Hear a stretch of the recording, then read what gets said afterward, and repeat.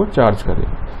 इसके बाद जो प्रमुख कारण है जिसके कारण इलेक्ट्रोलाइट का तापमान बढ़ सकता है वो है कि जो सेल हैं हमारे उनमें शॉर्ट सर्किटिंग की अवस्था आ गई हो या लघु पतन की अवस्था आ चुकी हो।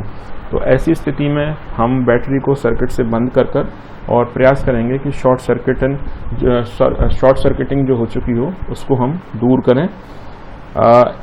एक प्रमुख और भी कारण है जिसके कारण इलेक्ट्रोलाइट्स का तापमान नॉर्मली बढ़ जाता है, वो है बैटरीज में सल्फेशन जो प्रक्रिया है वो बहुत अधिक हो गई हो। तो ऐसी अवस्था को दूर करने के लिए हमें डीसल्फेशन आवेश बैटरी को देना पड़ेगा जिससे कि सल्फेशन दूर हो सके।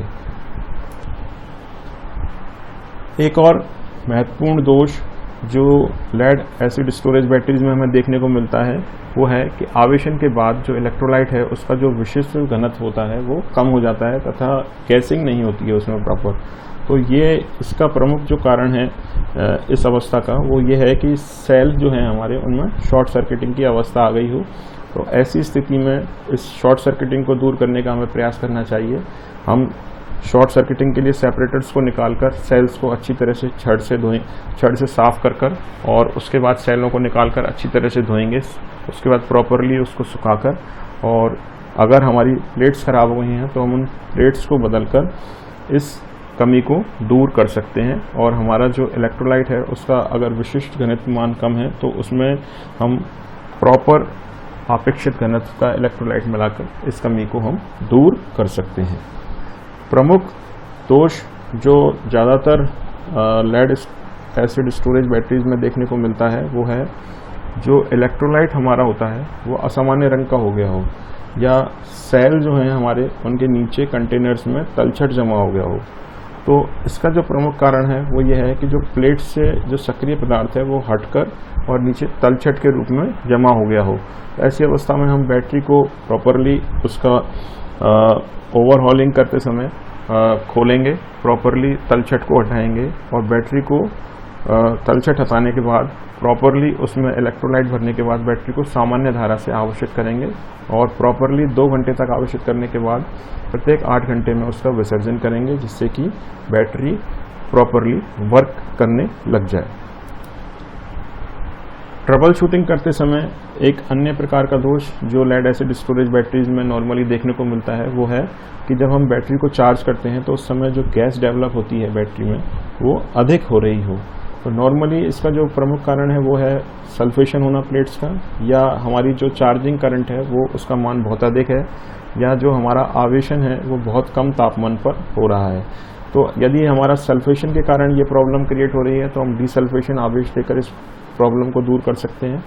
और यदि हमारा जो चार्जिंग करंट उसका मान अधिक हमें महसूस हो रहा है या हम कैलकुलेट करने पर जो वैल्यू आ रही है वो अधिक आ रही है तो प्रयास हमें ये करना है कि हम सामान्य धारा पर ही इसको बैटरी को आवेशित करें। और अगर यदि बहुत कम तापमान पर बैटरी चार्ज कर रही है तो हम बैटरी को प्रयासित करके एक गर्म वातावरण प्रदान करने की कोशिश करें। इससे हमारी जो गैसिंग है वो कम हो जाएगी बैटरीज में। इसके बाद एक प्रमुख जो दोष और देखने को मिलता है लेड एसिड स्टोरेज बैटरीज में वो ये है कि जो हम जब बैटरी को डिस्चार्ज करते हैं तो उस समय बैटरी के अंदर बहुत अधिक गैस डेवलप हो रही है। इसका प्रमुख कारण है इलेक्ट्रोलाइट का दूषित होना। अगर हमारा इलेक्ट्रोलाइट दूषित है तो जब हम डिस्चार्ज कर रहे हैं बैटरी को या बैटरी लोड पर कनेक्टेड है तो वो बहुत अधिक गैस डेवलप करेगी। इसको दूर करने के लिए हमारे पास एक ही उपाय है कि हम इलेक्ट्रोलाइट को बदल दें, एक अच्छे आपेक्षिक घनत्व वाले इलेक्ट्रोलाइट से बैटरी के इलेक्ट्रोलाइट को चेंज कर दें। इसके बाद यदि हमारी जो प्लेटों का जो रंग है वो असामान्य हो रहा हो, प्लेट पर सफ़ेद धब्बे हो रहे हों या प्लेट के जो ऊपरी भाग हैं उन पर सफ़ेद धब्बे आसानी से हमें निरीक्षण के दौरान दिखाई दे रहे हैं, तो ये जो प्रॉब्लम है ये बेसिकली प्लेटों के सल्फेशन होने के कारण है, या हो सकता है कि हमारा इलेक्ट्रोलाइट दूषित हो गया हो या इलेक्ट्रोलाइट का जो स्तर है बैटरी के अंदर वो बहुत नीचे आ गया हो। तो सल्फेशन को तो हम डीसल्फेशन आवेश देकर दूर कर सकते हैं। यदि हमारा इलेक्ट्रोलाइट दूषित है तो हम इलेक्ट्रोलाइट को बदल सकते हैं, और यदि उसका स्तर नीचे आ गया हो तो हमारा प्रयास ये होना चाहिए कि हम इलेक्ट्रोलाइट को सामान्य स्तर तक पूरा करने का कोशिश करें। इसके बाद नॉर्मली जब हम निरीक्षण करते हैं तो कुछ हमें ऐसा भी महसूस होता है कि जो हमारी पॉजिटिव प्लेट्स हैं वो ख़राब हो गई हों। पॉजिटिव प्लेट्स नॉर्मली बैटरी को ओवरचार्ज करने के कारण या इलेक्ट्रोलाइट के दूषित होने के कारण ख़राब होती हैं। तो हमारा प्रयास ये होना चाहिए कि हम बैटरी को ओवरचार्ज ना कर एक सामान्य स्तर तक ही चार्ज करें, और अगर हमारा इलेक्ट्रोलाइट दूषित हो गया हो तो हम इलेक्ट्रोलाइट को बदलें।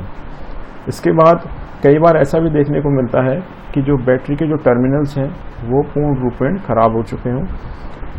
बैटरी के जो टर्मिनल्स हैं उनके ख़राब होने का जो प्रमुख कारण है वो ये है कि जो हमारा इलेक्ट्रोलाइट है वो दूषित हो गया हो, या उसमें क्लोराइड या जो अम्ल की जो मात्रा है वो बहुत अधिक हो गई हो, तथा वह इतनी अधिक हो गई है कि वह बाहर छलककर हमारे जो टर्मिनल्स हैं उनको डैमेज कर रहा हो।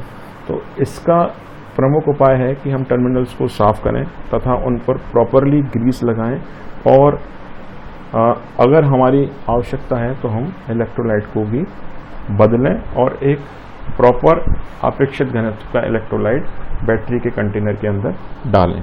तो स्टूडेंट्स, आज हमने repair and overhauling of storage batteries के विषय में जाना, तथा जो हमारी लेड एसिड स्टोरेज बैटरीज हैं उनकी हम ट्रबल शूटिंग, उनमें जो दोष उत्पन्न होते हैं वो दोष किस कारण से उत्पन्न होते हैं तथा उनका उपाय, दोषों को दूर करने का क्या उपाय है, इसके विषय में पढ़ा। मुझे आशा है कि उक्त जानकारी आपके काफ़ी काम भविष्य में आएगी, और जब भी आप कभी अपने अंडर या सुपरविजन में लेड एसिड स्टोरेज बैटरीज का मरम्मत या ओवरऑलिंग कराएंगे तो आपके लिए बहुत सहयोगी रहेगी। धन्यवाद।